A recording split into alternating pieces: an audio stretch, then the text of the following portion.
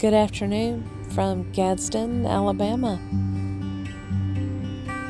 So the legend of Noccalula Falls does have something to do with this statue that is at the top of the falls. It is a Native American woman that is looking over the side of the falls.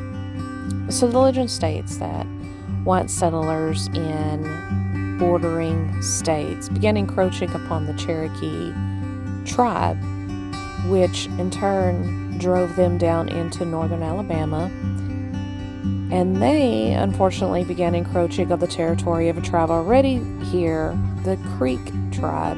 So they began battling one another. In order to create peace between them, the Cherokee chief promised his daughter Noccalula to the sub-chief of the Creek tribe. Noccalula did not want this. She was already in love with someone in the Cherokee tribe. So on her wedding day, instead of getting married, she went to the top of the falls, leapt off the top of the falls, and met her ultimate demise because she could not be with the one that she truly loved. Now, on a plaque here, it states that there is evidence that they found that shows that the area where the statue is now is probably around the exact location of where she leapt off the falls. It's a sad story, but it's a really beautiful place. So the falls don't seem that impressive today. It's kind of dwindled down to a little trickle of water, but it really depends on the amount of rain that they have received. Usually in the spring and winter, you'll see the falls at its absolute best, but regardless, this place is really beautiful.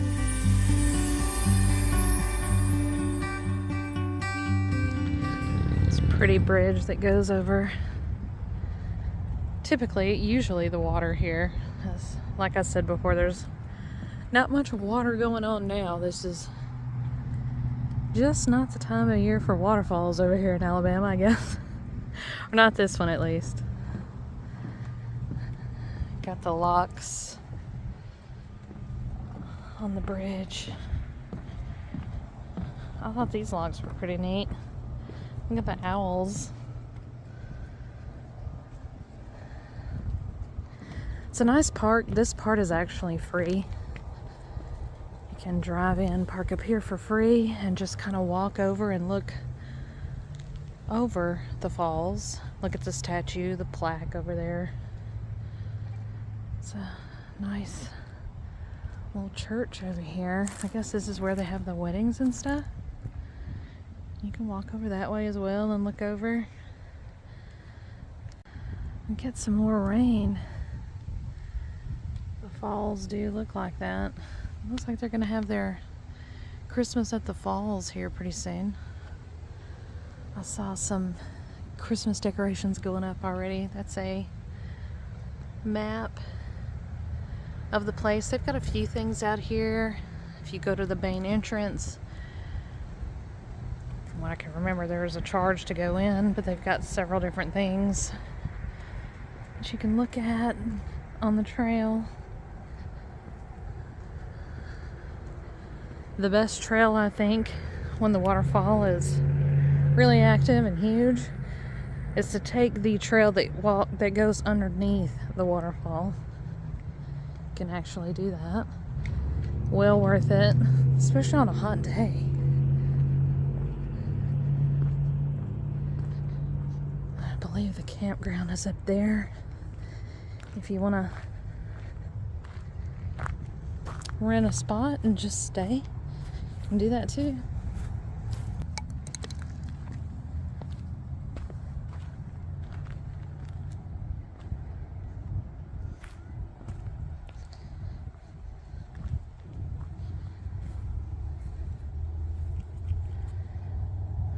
It's so weird to see it without the water. There's a statue. Hey y'all, welcome back to the channel. Just wanted to get out and stretch my legs a little bit. I am kind of on a road trip, want to take y'all along. I am obviously in Alabama right now, but that is not my final destination. I'm headed up to Tennessee. Gonna check out a couple of different places over there. Just want to be out in the cooler weather, walk around, check out some fall colors, and just enjoy. So it's gonna be a relaxing weekend, but I figured I would take the camera out and just show you where I stopped and what I saw along the way, and hopefully you'll enjoy. So I'm not on this trip completely alone this time. I am in my van, as you can see, and I did stay last night at a Love's truck stop on the way over to Alabama, but I have a companion with me this time. Yep, it's Annie.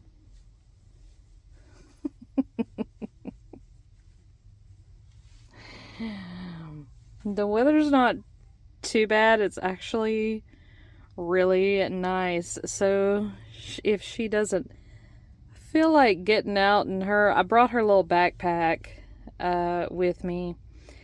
If she just refuses to get in and go on the trails, she can just chill out in here, and it's not going to be too cold or too hot for her. It's pretty much perfect for her. So she's like enjoying it. Yep. Flip your tail. So I've got her stuff set up over here. Got all my junk in here. We're in here pretty comfy cozy. Let me tell you, this big sleeping bag was necessary last night. That's my coat. It was pretty cold last night. Probably the coldest night I've spent in the van so far. It was probably like 37 degrees last night. But this kept me really warm. It's an oversized sleeping bag, and I think it was rated for like 30 or 40 degrees Fahrenheit. So if you're cold and need something warm, Walmart has them. This was purchased from Walmart, and it's huge. The only thing I hate about it is once you unroll it, it doesn't really want to roll up and go back in the bag like it's supposed to. But anyway, while we're back here just chilling, look at the fall colors out there, by the way.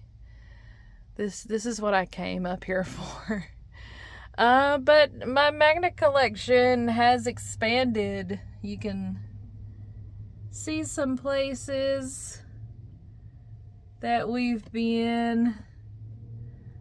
A lot of them were in videos, some on, maybe they were just featured on Instagram.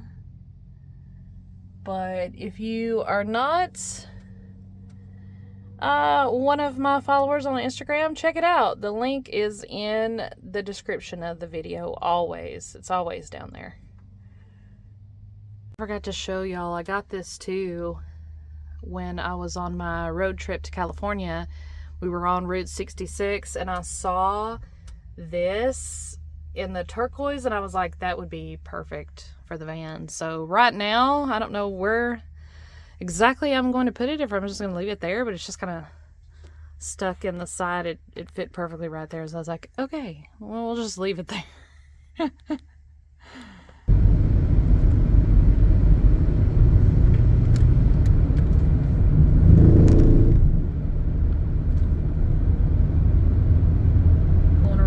Curves in the mountains. You know, this may be late to come for like full peak fall color. A lot of the trees have already lost their leaves, but it's still really pretty through here. It's just these winding roads. You really have to pay attention. They're kind of narrow. You got to pay attention to your speed. It's really easy to go fast.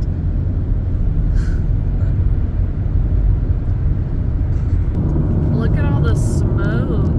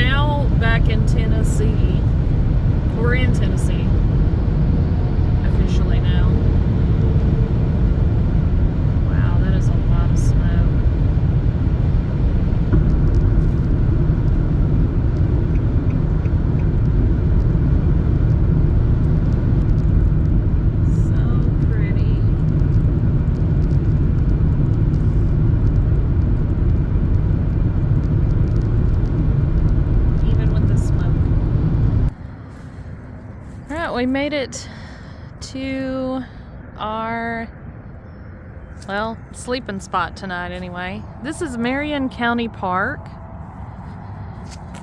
Just crossed over into Tennessee from Georgia. We kind of do a little dip in Georgia and then come back up into Tennessee. If you're in the Chattanooga area, it kind of does a funny little thing, but this is our view. I love this little tree down here.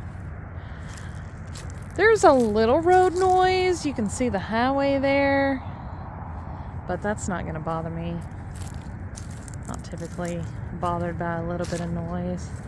We've got the mountains out here. Got the water down here. This is actually a tent site that she sold me. She's like, I'll save you $5. It's like $20 for a RV site, which is not bad. So this was $15 to stay here for one night.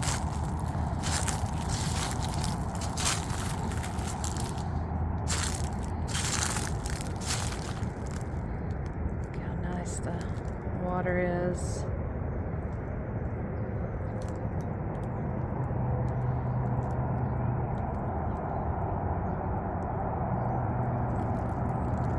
Yeah, this would be a good view. Oh, hello, Mr. Bug. The ladies in the office did say that there was a fire on one of the mountains close to here, but they think they've got it contained, so it's just the smoke from that is still in the area. So hopefully it won't affect anything that we're trying to do. Sitting here just looking. We got the doors open a little bit. We're gonna chill for a minute and I'm gonna try to figure out what I'm gonna do for supper. We'll see what's in the area. My hair is doing the static thing.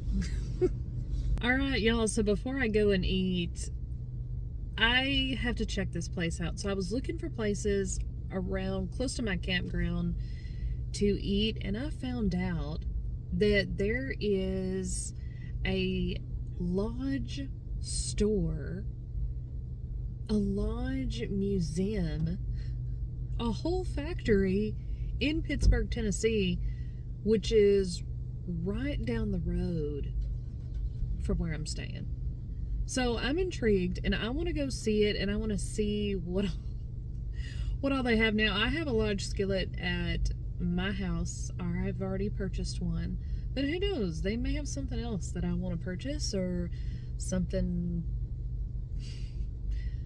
intriguing to see. I'm not sure, so we're gonna check that out first before I settle in and get my supper and then settle in tonight. So I'm interested. Let's go take a look. Here it is, y'all. Here is the store in the museum, I think, but look, they legit do have a factory back there. Are these people made out of, like, cast iron? I would assume they are. Look how cool they are.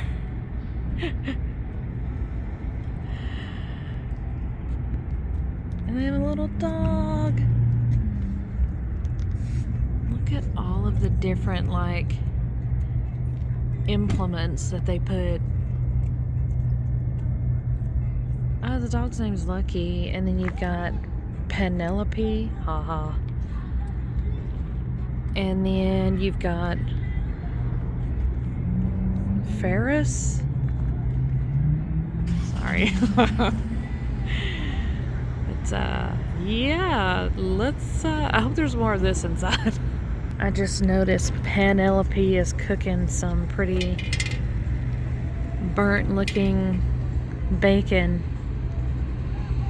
Some cast iron bacon in a cast iron griddle. There you go, Penelope. This place is full of cast iron. But look at this. Look at the wall of cast iron.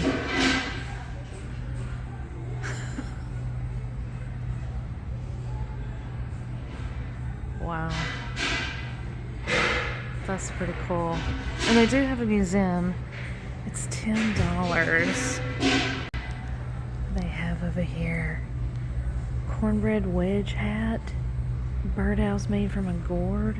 Oh, yeah, here in Pittsburgh. This is the home of the cornbread festival. I did read about that. Look at these medals. The famous 8-pound skillet crown is right there. Various medals awarded to winners of the cornbread 5K. That's funny. I wonder if they're actually heavy. I love that. That's cool. Cornbread festival. All over the skillets.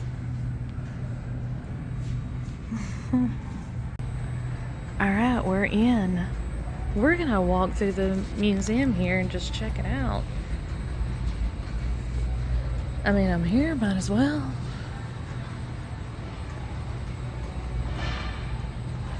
How cool. Lodge Museum. Oh. Tell us about your visit and be entered to win our monthly prize drawing. Well, there's a QR code if y'all want to enter just for the heck of it, I guess. Complete a survey. You could win something. A cast iron skillet. Where do we start? I'm not sure. I think we're going to start this way. It's kind of overwhelming. Got some folks here on the wall. Cast iron by the fire.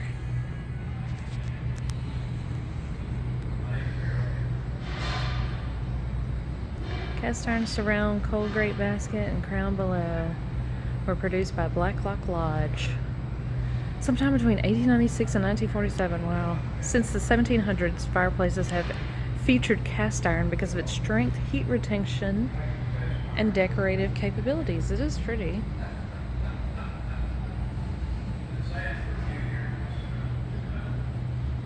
All the pans. Oh, look, yeah. Parlor stove. What does it say? Like this Griswold classic from the early 1900s. Whoa, that's cool. It's made with a combination of cast iron and steel, it says. And we've got the wood stove. This is more of what I'm used to seeing in museums. Benjamin Franklin pioneered the enclosed cast iron design. Really? I didn't know that. And by the Industrial Revolution at the turn of the 20th century, wood stoves had become the new standard in modern homes. Various people who've collected cast iron stuff over the years. That's cool. Whatever that is. Lodge hammered, hand-painted new style griddle. That's cool looking. These people, Larry and Marge O'Neill, had over 13,000 pieces of cast iron. This guy had over 10,000.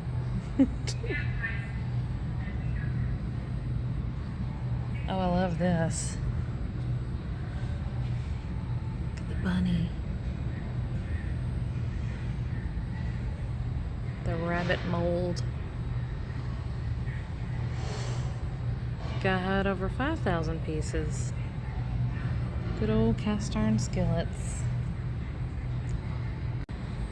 Okay, so looking at all these molds, of course, there's an automatic molding process now, but before that, it stated that each mold was made and poured by hand. Before the 1960s. Well, check that one out. That's pretty. So cool. Oh, look at the duck or the goose or whatever that is up there.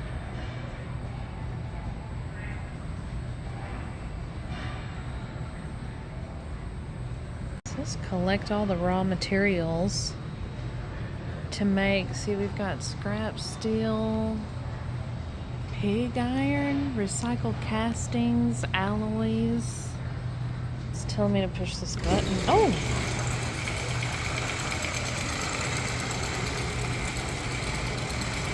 Awesome.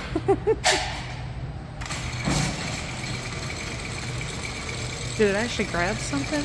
Yeah, it did.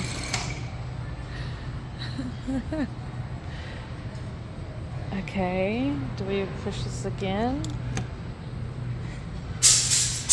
Oh, it just dropped it. Cool.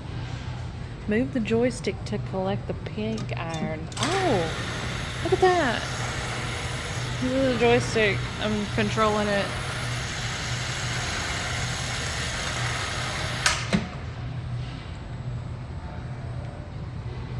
Drop point.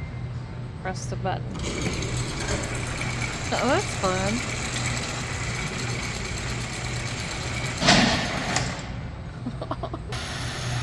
That's cool. Oh, see all the pieces down there?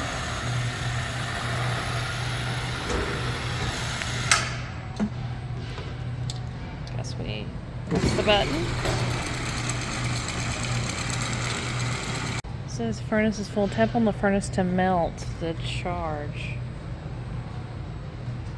Furnace runs over 2,500 degrees Fahrenheit. Ooh.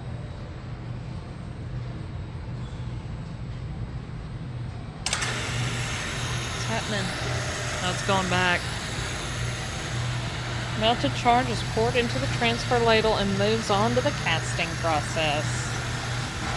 Awesome. Okay, that's cool. Make a skillet.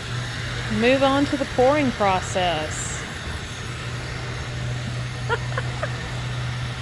Y'all, seriously, this takes you literally through the process. Molding, as we saw the molds over there on the other side.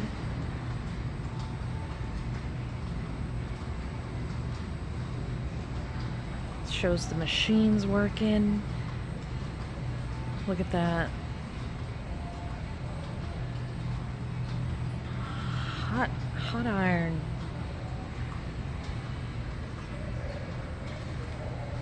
Let's see. Since sand melts at a higher temperature than iron, it holds its shape when it comes in contact with molten iron. It's poured between 2480 and 2500 degrees Fahrenheit. So the sand they're talking about, in the molding department, the two most essential items are combined to make our casting: sand and iron. There it is. Wow, cool. Then you shake it out. Cast iron tumbling media is made in our foundry and gets continuously replaced. Oh, I put this in there to shake all the stuff, solidify it. Shot blasting.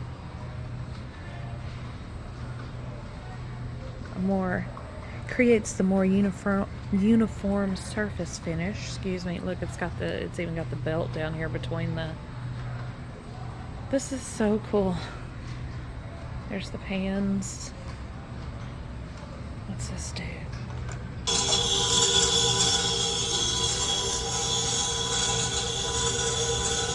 Okay. Finishing it off, the shape of it, I guess.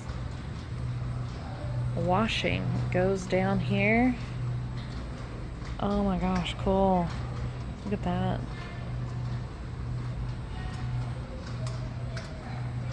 Have you really ever thought about the process of cast iron? I know I haven't, but this is so cool. Of course, you've got the drying and seasoning. Isn't that important?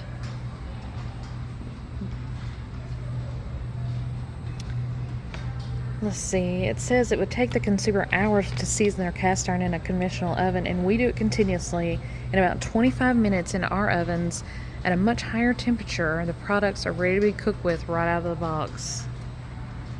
So cool. There they go. Packaging.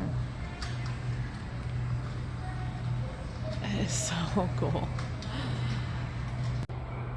So here's Joseph Lodge in 1863 when he was 15 years old. He left home in search of work. He learned new trades. He eventually landed in southern Appalachia where he staked his claim and began to build his own legacy. Wow. He's the foundation of Lodge Cast Iron. So I guess the egg logo came to be in 1973. They're frying the single egg.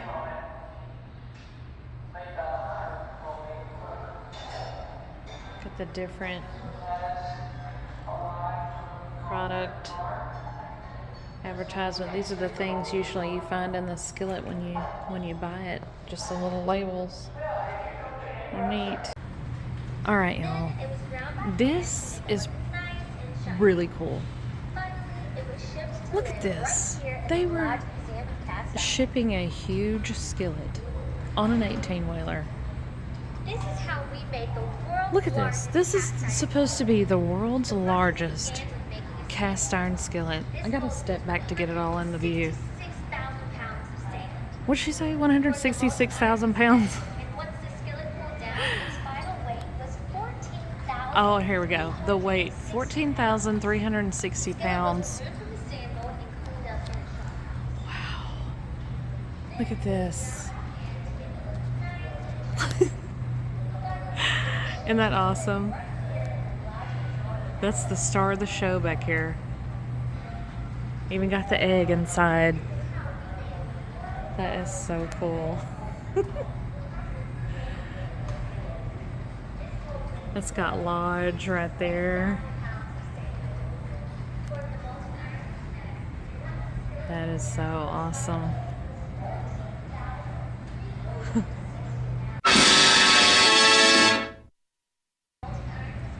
World's largest cast iron skillet, y'all. Worth coming to the museum to see that. Oh, I was told by the lady that you could come to these kiosks and push the button here and it will actually take you through some recipes that you can use in this cookware and send it to your email. So that's pretty cool. Showing all the foods over here that obviously have gone into cast iron skillets. That's one big egg. I mean, that is an egg or a cast iron skillet for giants. So cool. Check this out. This little camping setup here. And of course, you're cooking over the fire with their cast iron skillet.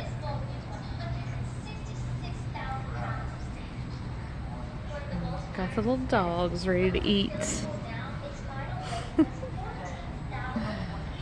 Here's some questions for you.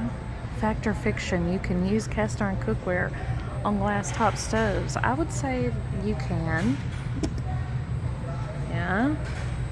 Your cast iron cookware is ruined if it rusts. No.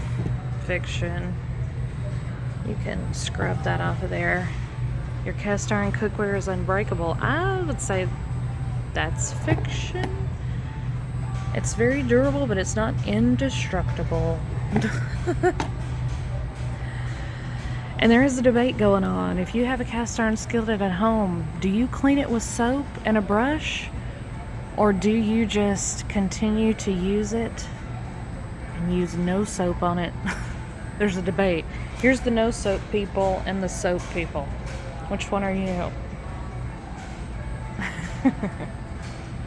Y'all, this has been pretty cool. You could spend probably a good 45 minutes to an hour in here. I'm kind of going a little bit quick because they're about to close. This is really cool and educational, so check it out, y'all. Pittsburg, Tennessee, and get you some cast iron skillets while you're here. Just one more look at all of this stuff here. Y'all, there's just so much. Look at the Dia de los Muertos tribute over here. Sugar skull. Look at that. Plates. The Day of the Dead. That is so cool. Oh, look at the skulls. The cast iron. Those are neat. Oh, those are pretty.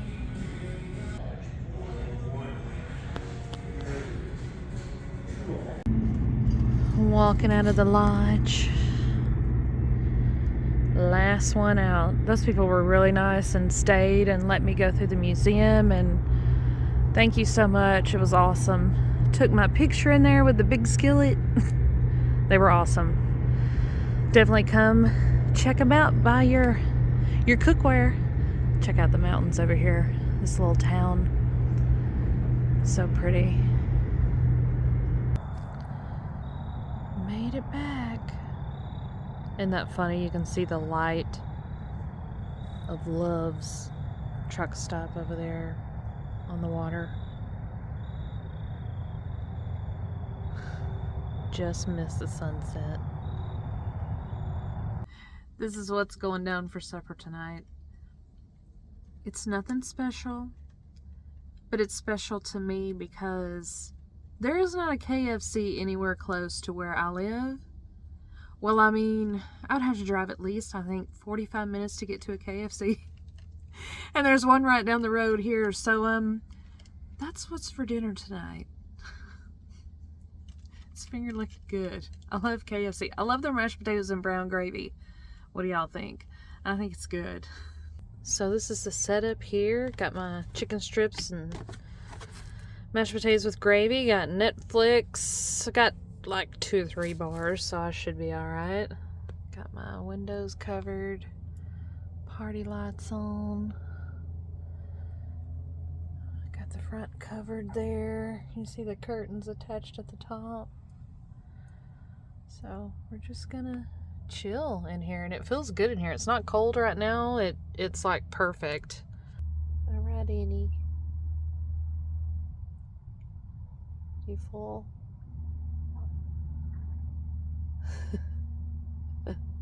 Okay, y'all, I'm gonna end the video here because I plan on editing it tonight.